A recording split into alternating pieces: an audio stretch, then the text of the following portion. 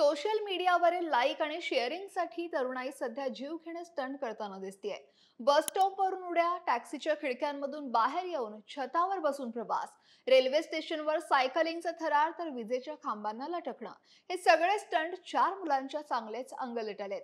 Social मीडियावर viral झालेला हा व्हिडिओ, स्टंटबाजीचा व्हिडिओ, आझाद मैदान पोलिसांपर्यंत पोहोचला आणि त्यांनी गुन्हा नोंदवत चौघांपैकी एकाला ताब्यात घेतलंय आणि त्याच्यावर दंडात्मक कारवाई देखील केली आहे. या कारवाईनंतर मुंबई पोलिसांनी बिफोर आणि आफ्टर सारखं स्टंटबाजी आणि त्यावर झालेल्या कारवाईचा व्हिडिओ देखील त्यांच्या इंस्टाग्राम अकाउंटवरून शेअर केलाय. या व्हिडिओमध्ये दक्षिण मुंबईतील रस्त्यांवर पहाटेच्या सुमारास या 4 जणांनी स्टंट केलेत आणि ते रेकॉर्ड केलेत. यामध्ये कोणी बस थांब्यासह विजेचे खांब आणि ट्रकवरून उड्या मारतंय, तर कोणी रेल्वे पुलाच्या पायऱ्यांवर सायकलिंग करताना दिसतंय आणि त्यानंतर या 4 जणांनी चालत्या टॅक्सीच्या खिडकीत बसून देखील स्टंट केल्याचं या व्हिडिओमध्ये पाहायला मिळतंय.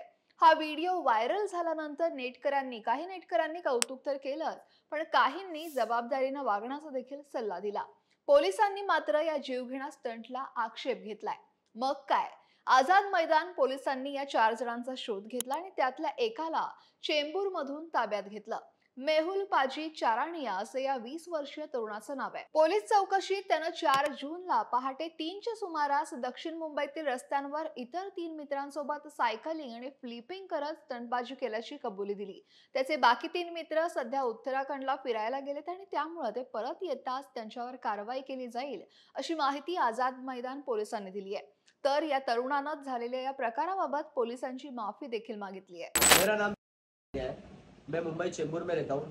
4 जून 2024 की रात को 3 बजे के करीब मैं और मेरे दोस्त साउथ बॉम्बे में BMX साइकिल स्टंट और फ्लिपिंग की वीडियो बना रहे थे। इसी वजह से आज़ाद मैदान पुलिस स्टेशन ने मेरे ऊपर आज कार्रवाई की है।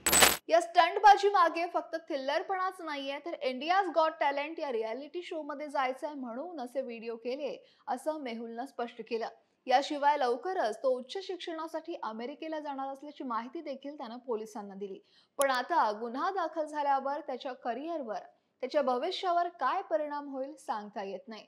आणि शिवाय आता ते 3 बाकी मित्र हे कधीपर्यंत ट्रिप आवर्ती घेतात, उर्वरित ट्रिपचा आनंद त्यांना घेता येतोय का, याबाबत देखील शंकाच आहे. पोलीस खरं तर अशा प्रकारांवर आक्षेप घेतात, कारण अशा घटना, असे व्हिडिओ काढण्याचे प्रकार या आधी देखील घडले आहेत, ज्यामध्ये अनेकांना आपला जीव देखील गमवावा लागलाय.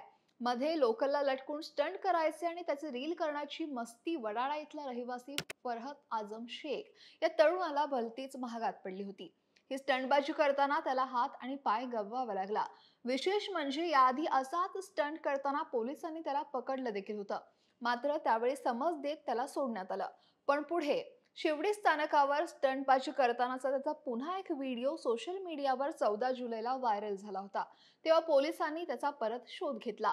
मात्र 14 जुलैलाच मस्जिद बंदर स्टेशनवर स्टंट करताना झालेल्या अपघातात फरहतनं डावा हात आणि पाय गमावल्याचं समोर आलं. तर खिडकीला लटकून कार चालवत केलेल्या जीवघेण्या स्टंटच्या प्रकरणी सूरज साव याला सुद्धा पोलिसांनी अटक केली होती.